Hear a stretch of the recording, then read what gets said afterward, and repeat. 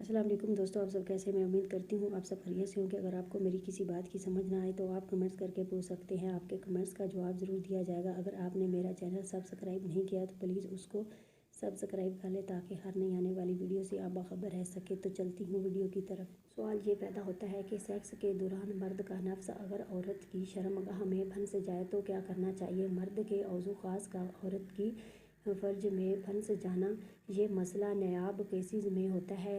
हम बिस्तरी के दौरान शर्मगाह बार बार कॉन्ट्रैक्ट और रिलैक्स होती है और हम बिस्तरी के दौरान जिनसी नुक्ता अरूज पर होता है। मर्दाना औज़ू तनासल में मज़ीद तनाव आ जाता है। कभी कभी शर्मगाह हद से ज़्यादा तंग हो जाती है। इस दौरान औज़ू में आकर ज़्यादा तनाव होगा तो शर्मगाह में कुछ वक़्त के लिए फंस सकता है। इसका हल ये है कि फ़ारग होने के बाद कुछ देर इंतज़ार कीजिए। ज़बरदस्ती निकालने की कोशिश ना करें वरना आप दोनों को या किसी एक को नुकसान हो सकता है। इंज़ाल के बाद खून का बहाव नफ्स में कम हो जाता है, इसलिए मसल्स के रिलैक्स होने पर औज़ू ख़ास बाहर आ जाएगा। आज की मालूमात आपको कैसी लगी कमेंट्स करके ज़रूर बताएं। मिलती हूँ नेक्स्ट वीडियो में, तब तक के लिए अल्लाह हाफ़िज़।